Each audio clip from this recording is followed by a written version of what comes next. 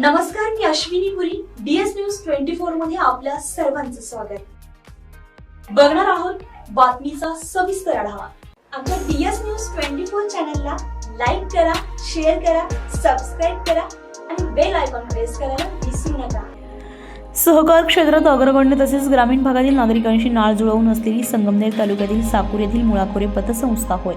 गेल्या 20 वर्षांपासून या पतसंस्थेच्या चेअरमन पदावर विठुराज मैड कार्यरत आहेत. कृषी उत्पन्न बाजार समितीचे सभापती शंकरराव खिमनर यांच्या मार्गदर्शनाखाली तसेच चेअरमन विठुराज मैड यांच्या नेतृत्वाखाली दरवर्षी पतसंस्थेच्या माध्यमातून विविध उपक्रम राबवले जात आहेत.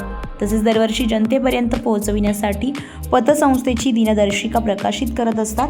2026 या वर्षाच्या दिनदर्शिकेचाही प्रकाशन सोहळा नुकताच मुळाखोरे पतसंस्थेच्या सभागृहात मोठ्या थाटामाटात संपन्न झालाय.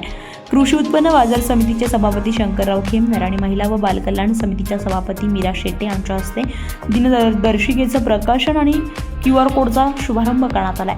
या युवा नेते अनमोल खेमनर, सरपंच सचिन सोनवणे, माजी पंचायत समिती सदस्य अशोक हजारे, व्हाईस चेअरमन कैलास गाडेकर, भाऊसाहेब सागर, पांडुरंग शेटे, हेमचंद्र होळकर यांच्यासह पतसंस्थेचे सर्व संचालक, कर्मचारी आणि ग्रामस्थ मोठ्या संख्येने उपस्थित होते. मुळाखोरे पतसंस्थेनं जवळपास 70 कोटी ठेवींचा टप्पा पार पाडलाय. तसेच चेअरमन विठुराज मैड यांच्या नेतृत्वाखाली अत्यंत पारदर्शक कारभार ही पतसंस्था करत आहे. या कारभारामुळेच पतसंस्थेच्या राज्य पातळीवर अनेक पुरस्कार देखील मिळालेत. दरवर्षी सभासदांची दिवाळी गोड व्हावी म्हणून दिवाळीला ही पतसंस्था सभासदांना लाभांशचे देखील वाटप करत असते.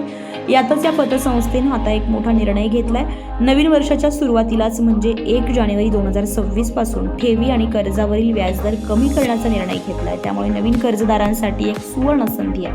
यावेळी कृषी उत्पन्न बाजार समितीचे सभापती शंकरराव खिमनर आपलं मनोगत व्यक्त करताय. पाहूयात. मुळाखोरे पतसंस्थेचा कॅलेंडरचा उद्घाटन समारंभ आणि QR कोडचा सुद्धा उद्घाटन समारंभ या ठिकाणी आपल्या सर्वांच्या उपस्थितीमध्ये या ठिकाणी संपन्न झालेला आहे.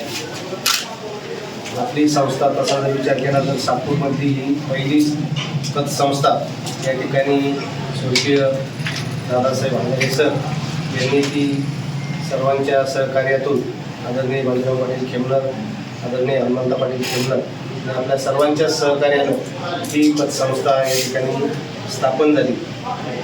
सुरुवातीला अनेक दिवस आंगरे सर हे चेअरमन या संस्थेचे होते. त्यानंतर हे अनेक वर्षापासून जवळजवळ 20 वर्षापासून ते पण चेअरमन या आपल्या संस्थेचे आहेत. आणि निश्चितपणे आपल्या सर्वांना एक अभिनंदनाची चांगली बाब म्हणजे आपल्या संस्थेच्या ठेवी या जवळजवळ 70 कोटी या ठिकाणी पूर्ण झालेल्या आहेत. आणि संस्थेची परिस्थिती ही अतिशय चांगली आहे. कारण कर्ज वाटप आणि ठेवी आणि आपले बँकेतील ठेवी ह्या अतिशय संस्थेच्या दृष्टीने महत्त्वाच्या असतात. आपल्या बँकेतसुद्धा मग त्यामध्ये अमृतवाहिनी बँकेत आणि EDC बँकेत आपल्या जवळजवळ 33 कोटी ठेवी ह्या आपल्या पतसंस्थेच्या आहेत. आणि आपली पतसंस्था ही प्रत्येक वर्षी सभासदांना या ठिकाणी 12% डिव्हिडंड प्रत्येक वर्षी देत असते. आणि दिवाळीला सुद्धा साखर आणि साबण हे पण आपण सर्व सभासद जेवढे आपले 1300-1400 सभासद आपल्या संस्थेचे आहेत या सर्वांना दिवाळीच्या वेळेससुद्धा आपली दिवाळी चांगली व्हावी म्हणून आपण ते देत असतो. तसंच या ठिकाणी आपण 1 जानेवारीपासून ठेवीचे व्याजदर आणि कर्जाचे व्याजदर हे दोन्ही कमी करत आहोत. आणि त्यामध्ये जे रेग्युलर जे कर्जदार रेग्युलर आपले हप्ते भरतील त्यांनासुद्धा आपण 2% रिबीट या ठिकाणी देणार आहे. तेव्हा माझी कर्जदारांना एक विनंती आहे की आपण सर्वांनी आपण जे संस्थेतून कर्ज घेतो हे कोणाच्या तरी ठेवी या संस्थेमध्ये असतात आणि तेच कर्ज आपण जे आपले कर्जदार आहेत त्यांना देत असतो. परंतु जे कर्ज वाटप आपण करत असतो शासनाचा जो नियम आहे की ज्या समजा आपण 100 रुपयाच्या ठेवी घेतल्या तर त्यातून 70 रुपये कर्ज वाटप करायचं आणि 30% हे आपण आपल्या बँकेमध्ये इतर बँकेमध्ये गुंतवणूक करायची.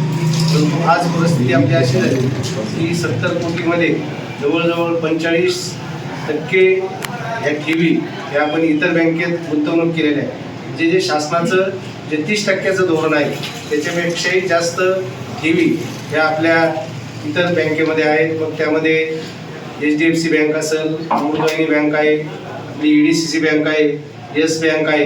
या वेगवेगळ्या बँकेमध्ये आपल्या ठेवी या अतिशय सुरक्षित आहेत. त्यामुळे कुठल्याही प्रकारची अडचण या ठिकाणी आपल्याला कधी येत नाही. तसंच आपण जे महिला बचत गट आहे या महिला बचत गटांना जवळजवळ आतापर्यंत आपण विनातारण जे फक्त जे घर आहे त्या घराच्या याच्यावर आपण त्या महिलेला त्यांनी जर अर्ज केला तर 1 लाख रुपये कर्ज आपण त्यांना विनातारण जे फक्त त्याच्या घराच्या उतार्यावरती नोंद बोजा चढवून आपण ते कर्ज देत असतो.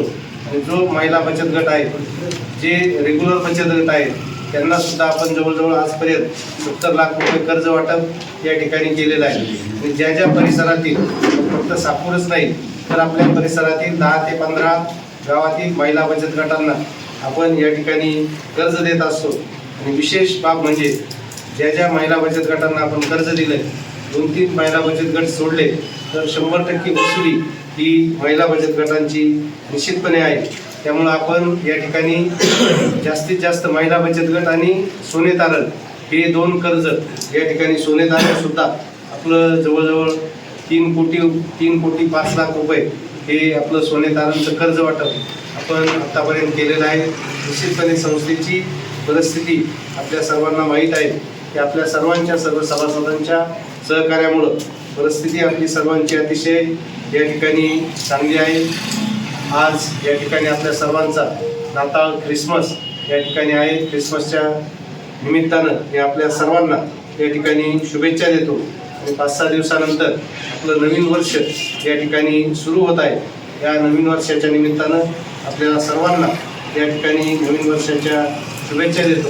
आज पतसंस्थेने संस्थेचे चेअरमन, सर्व संचालक मंडळ, संस्थेचे सर्व कर्मचारी यांनी हा अतिशय चांगला कार्यक्रम या ठिकाणी आयोजित केला.